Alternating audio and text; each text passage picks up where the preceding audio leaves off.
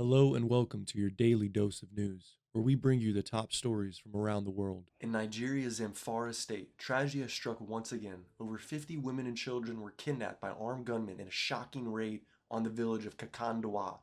This isn't an isolated incident. This region has become a hotspot for violent kidnappings as armed groups, often called bandits, terrorize rural communities. Their goal? Ransom money, and the victims are often left in unimaginable situations, held for weeks or months, with families scrambling to pay whatever they can to secure their release. The Nigerian government has repeatedly promised to crack down on these groups, but critics say their efforts haven't been enough. Residents are living in constant fear, and for many, the question isn't if another attack will happen, it's when. This time, the local police and community leaders are working together to track down the gunmen and rescue the victims. But the lack of security infrastructure in these remote areas makes it an uphill battle.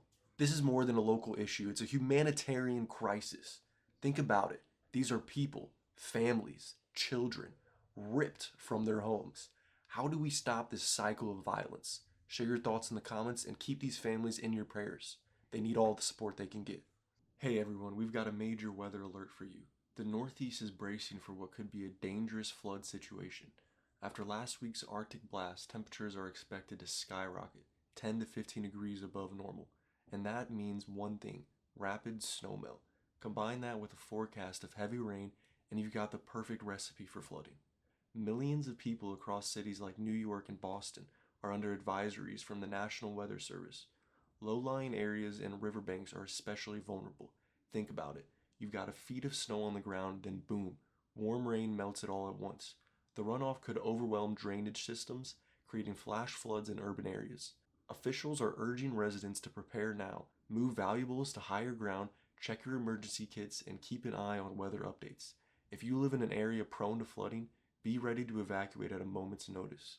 This is also a wake-up call about how climate patterns are shifting. Extreme cold one week, unseasonable warmth the next. Mother Nature is keeping us on our toes. Let us know in the comments if you've experienced extreme weather like this before and how you're preparing. Stay safe, everyone. The 2024 election has reignited one of the most decisive topics in American politics: immigration. Republican-led states are rolling out aggressive new measures to support former President Trump's promise of mass deportations. These proposals are designed to give local law enforcement unprecedented power to detain undocumented immigrants and force collaboration with federal immigration agencies. Take Texas, for example. Under its highly controversial Operation Lone Star, state resources are being used to patrol the southern border, with migrants being transported to Democratic-led cities. Missouri is going even further, proposing a state law that would make illegal entry a specific crime, complete with financial rewards for informants who report undocumented individuals. On the other hand, Democratic-led states are fiercely opposing these measures, passing laws to shield immigrant communities and challenging the legal authority of these Republican initiatives. It's shaping up to be a political battle with enormous stakes, not just for the millions of immigrants living in the US, but also for the direction of immigration policy in the coming years.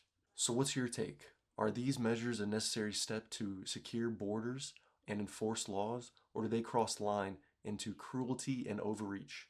Let us know in the comments. It's a debate that's shaping the future of the country, and your voice matters. Don't forget to like, subscribe, and turn on that notification bell for more daily news updates. Alright, Star Wars fans, this one's for you. Disney just dropped the news we've all been waiting for: a full-length Mandalorian movie. Yes, Din Djarin and our favorite little green companion, Grogu, are headed to the big screen in a film titled The Mandalorian and Grogu. Production kicks off later this year, and the movie is set to hit theaters on May 22nd, 2026. Now here's the scoop. Jon Favreau, the mastermind behind the series, is directing, and there's even talk of introducing new fan-favorite characters, including Jeremy Allen White playing Rhoda the Hutt, Jabba's son. This marks the first Star Wars movie since 2019, The Rise of Skywalker, and fans are already buzzing with theories. Will Grogu finally speak? Will we see the return of old allies or enemies? The Mandalorian series redefines Star Wars for a new generation, and this film has the potential to take it to a whole new level. If you're hyped for this, let us know your favorite Mandalorian moment in the comments. And if Grogu is your spirit animal, hit the like button. London woke up to a thick blanket of fog this morning, And let me tell you, this wasn't just your typical misty weather. Visibility was so bad that drivers couldn't see more than a few feet in front of them, and public transport was thrown into chaos. Trains at Liverpool Street Station faced massive delays, leaving platforms jam-packed with frustrated commuters. It was the kind of morning where you could almost hear London collectively groaning into their morning coffee. And on the roads, absolutely gridlock. Cars crawled at a snail's pace, with many drivers relying on fog lights just to inch forward. Cyclists and pedestrians didn't have it any easier. Some resorted to using flashlights just to navigate safely.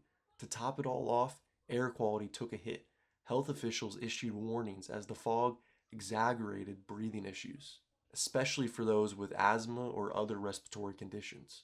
But here's the thing, this isn't just a weather inconvenience. It's a reminder of how fragile our urban infrastructure can be when faced with even minor disruptions. How does a modern city like London grind to a halt over fog? Let's hear your thoughts. Have you ever been stuck in weather chaos like this? Share your stories in the comments. Oil prices are back in the spotlight as OPEC just announced a game-changing decision to delay production increases. Now, let's break this down. OPEC is essentially a club of oil-producing nations, and they've been closely managing production to keep prices stable. Originally, they planned to boost output in January of 2025, but now they're pushing it to April. Why? Well, demand for oil hasn't bounced back as quickly as expected, and there's increased competition from other oil producers like Brazil and Argentina. This decision is a double-edged sword for consumers. It's good news in the short term. Gas prices are likely to stay relatively low, but for oil-dependent economies, this is a challenge. Countries like Saudi Arabia rely heavily on oil revenues, and this delay could strain budgets. Here's where it gets interesting. This move signals just how uncertain the global economy is right now, with renewable energy on the rise and countries shifting away from fossil fuels. Is this the beginning of the end for oil dominance? What do you think? Should we still be focusing on oil, or is it time to go all in on renewables? Drop your thoughts below. A small Scottish community is reeling after a shocking discovery in Dundee's Clado County Park. Early yesterday morning, a body was found, and while police are treating the death as unexplained, the details remain scarce. The park, usually a peaceful spot for families and nature lovers, has now been transformed into a crime scene, with forensic teams combing the area for evidence. Residents are understandably shaken. This is the kind of place where people feel safe taking morning jogs or walking their dogs, not the sort of place where you expect to wake up to a flashing police lights.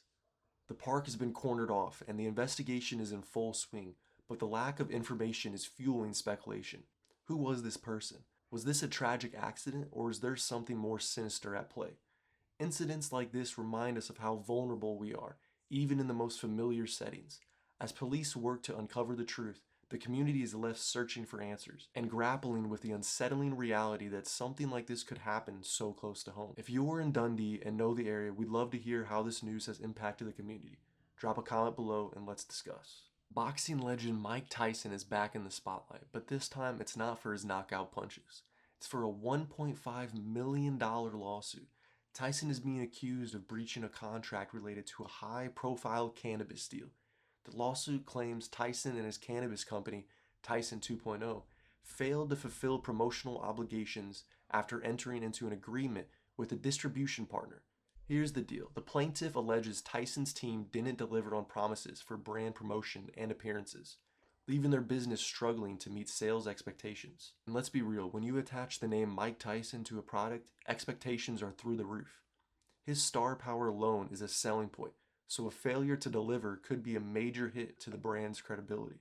But Tyson's camp is fighting back, denying the claims and insisting they upheld their end of the bargain. This case has sparkled conversations about celebrity endorsements and the obligations that come with putting a big name behind a product. Did Tyson overpromise, or is this lawsuit an overreaction? What do you think? Is this just another case of business drama, or does Tyson need to step up and take responsibility? Drop your thoughts in the comment below. Let's get the conversation going.